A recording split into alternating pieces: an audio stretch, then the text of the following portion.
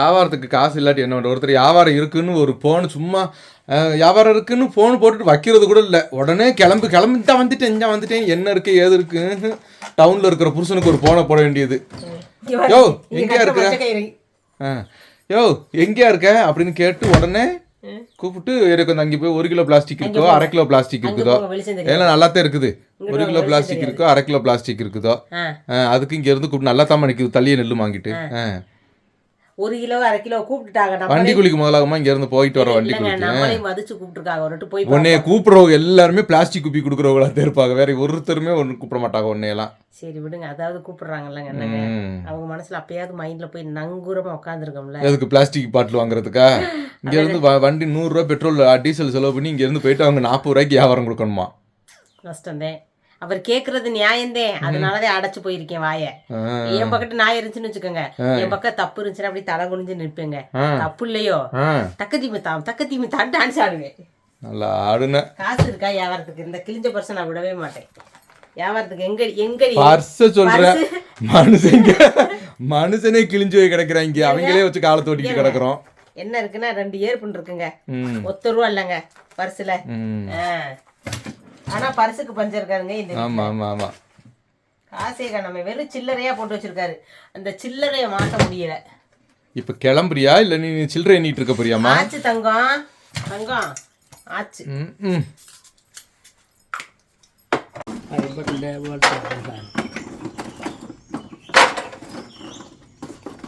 சாந்தா வெளிச்சம் தெரியுதா? நல்லா தெரியுதுமா, நல்லா வெளிச்சம் தெரியுது. சார் நோக்குறாங்க எந்தான பருவாடின்னு. நம்மள்ட கச்சவடம் யூடியூப்ல இட்டு காணிக்க. கேடு கேடு கேடு கேடு. முத்தே அந்த பக்கம் பாருங்க, அந்த இங்கே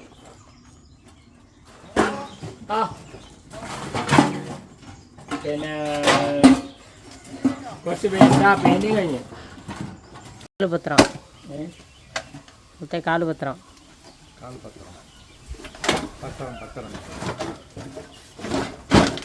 இங்கே இருக்க ஏரியாவை நான் உங்களுக்கு காமிக்கும்.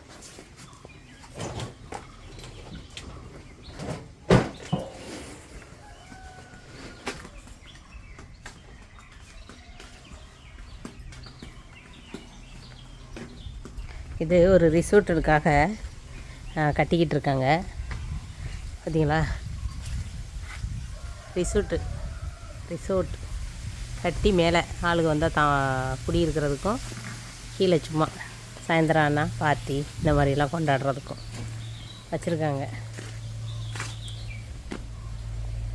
இங்கனக்குள்ளே நின்று ஒரு ரீல்ஸ் போடுறது உறுதி. வீடியோ எடுத்து முடிச்சுட்டு பழசை எடுத்து முடிச்சுட்டு ஒரு ரீல்ஸ் இங்கே நின்று போட்டுக்குவோம். மூங்கில் செடியை பாருங்கள், இந்த அழகுக்காக வைக்கல மூங்கில் மரம்.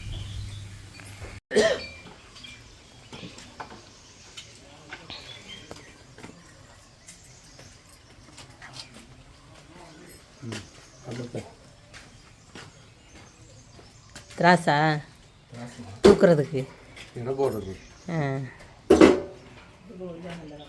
அண்ணன் இப்போ எத்தனை கிலோ இருக்கிறாரு பாப்பா? இருங்க வரேன்.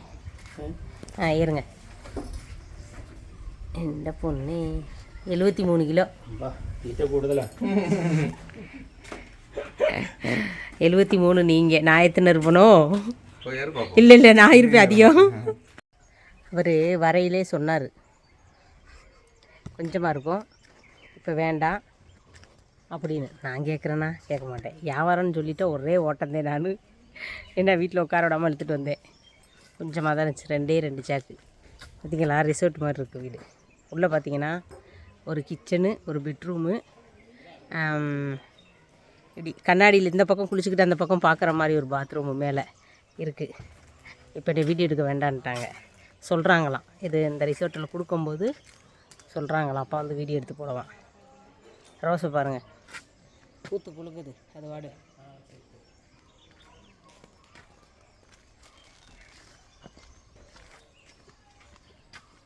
என்னம்மா பார்த்தேன், சொன்னார் கேட்டேன்னா. ஏன்னா அவங்க பார்ப்பாங்கல்ல, அதனால சரி இருங்க ஒரு பாட்டு போட்டுருவாங்கன்னு வச்சு. போன மச்சான் திரும்பிச்சான் பூமணத்தோட கோமணத்தோட. அரை முளம் கொடுத்துருந்தாலும் பரவாயில்லையே கோமணத்தை. இது காமலம் போயிட்டு 100 மில்லி கூட இல்லை. ஆமா கேளுங்க, நான் சொன்னேன்னா நான் என்ன சொன்னேன் போகும்போதே, நம்ம 100 ரூபாய்க்கு டீசல் அடிச்சுட்டு போவோம். ஆனால் அங்கே போன உடனே 50 ரூபாய்க்கு வியாபாரம் கொடுக்க போகிறாங்க. 70 ரூபாய்க்கு இருந்துச்சு, அதுலேயும் சில்லற பாக்கி இல்லைன்னு 20 ரூபா தான் கொடுத்தாங்க. 80 ரூபா வாங்கிட்டாங்க. அது வீட்டில் கொஞ்சம் பழசு இருக்குனாங்க, அது வீட்டில் கொஞ்சம் இரும்பு எல்லாம் இருக்குன்னாங்க. வீட்டுக்கு போகலான்னு பார்த்தா அவங்க அங்கே இருக்காங்க. அவங்க நான் இங்கேருந்து போகவே சாயந்தரம் 3 மணிக்கு மேலே ஆயிரும். 3 மணிக்கு மேலே வர்றீங்களான்னாங்க. நாங்கள் 3 மணிக்கு முக்கியமான வேலையில் இருக்கிறோம் அப்படின்ட்டு சரி நான் நாளை கழிச்சதுக்கு வர்றேன் அப்படின்னு சொன்னேன். அதிகம் இல்லைப்பா கொஞ்சம் தான் இரும்பு இருக்குது அப்படின்னாங்க. சரி வரும்போது வர்றேன் அப்படின்னு சொல்லிட்டேன். சரி இங்கே ஒரு வீடு இருக்குது, அந்த வீட்லேயும் பழசு இருக்குன்னு கூப்பிட்டாங்களே அப்படின்னு சொல்லி பார்த்தா அந்த வீட்டில் பூட்டிகிட்டு எங்கேயோ போகிறாங்களாம். ஒன்று அப்படித்தான், ஒரு தடை வந்தால் தடை வந்துக்கிட்டே இருக்கும்.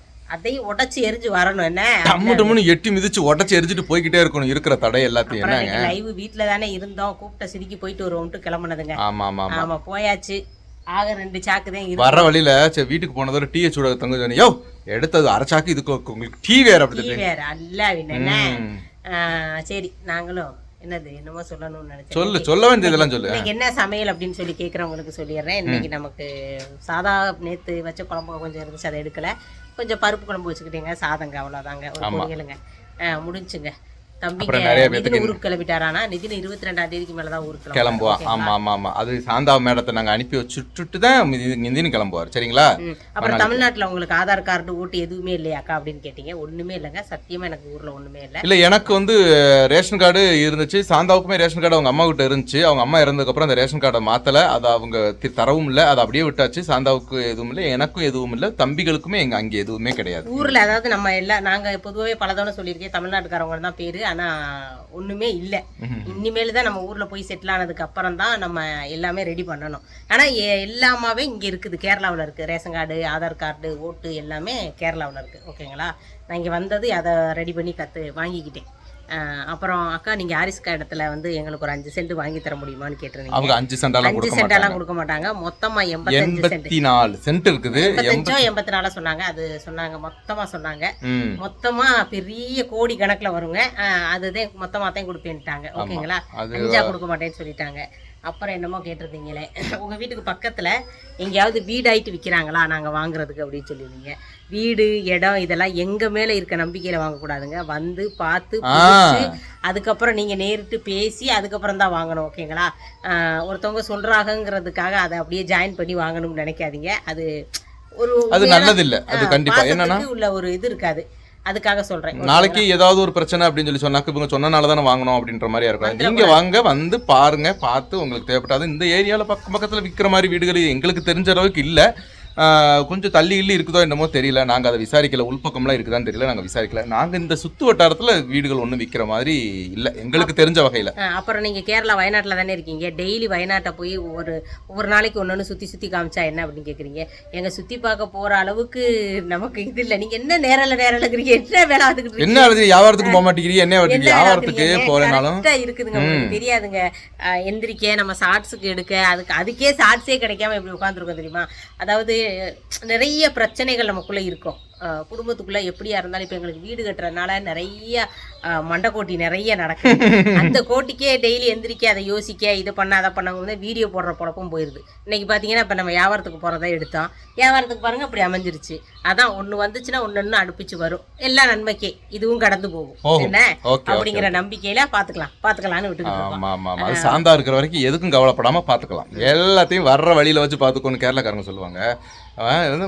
என்னது வருனது வழி வச்சு வை தங்காது, வழி வச்சு வர்ற வழியே பாத்துக்குவோம் அப்படின்ற மாதிரி சொல்லுவாங்க. ஓகேவா? அதுதான் எங்களுக்கு 2 தெரியல. கேரளாக்காரங்க இருந்தீங்கன்னா இதுதான் சொல்லுங்க. வர்றது வழியில தங்காதுன்னு சொல்லுவாங்க. ஒண்ணு வர்றத வழியில வச்சு காணாம் அப்படின்னு சொல்லுவாங்க. இல்ல அப்படிதான் நினைக்கிறேன். வர்றத வழியில வச்சு பாப்போம் அப்படின்னு சொல்லி வர்றத வழியில வச்சு காணாம் ரெண்டும் கழிப்பிச்சு அப்படின்னு சொல்லுவாங்க. தெரியலங்க, தெரிஞ்சவங்க கமெண்ட்ல சொல்லுங்க. குழப்பி விட்டுருவாருன்னு மட்டும் சொல்லிடுவாங்க. வச்சிருக்காரு தெரியல. சரி ஓகே, வேற என்னமா? அவ்வளவுதானா? நிறைய கேள்வி கேட்டிருந்தாங்க. அதெல்லாம் எழுதி வைக்கணுமா? ஒரு பேப்பர்ல எழுதி வைக்கணும். நம்ம கேட்டாங்க அப்படின்னா ஒரு பேப்பர்ல எழுதி வச்சுனாக்க நமக்கு டக்கு டக்குன்னு பதில் சொல்லிடலாம்ல. அப்ப நீங்க சரி இன்னைக்கு இதை பார்த்துக்குறோம். பேச முடிஞ்ச மட்டும் நாங்கள் கேட்டதுக்கு டக்கு டக்குன்னு சொல்லியிருப்பேன்னு நினைக்கிறேன். சொன்னதுனால சொல்லாதது விட்டுருந்துச்சுன்னா கேள்வியாக கேளுங்க. அடுத்து அதை படிச்சு பார்த்துட்டு நாங்களும் அதுக்கான பதில் சொல்கிறோம். ஓகேவா? நாங்கள் போய் லைவ் கிளம்புறோம். ஓகேங்களா? சரி ஓகேங்க. பாருங்க, பத்திரமா இருங்க. பாய்.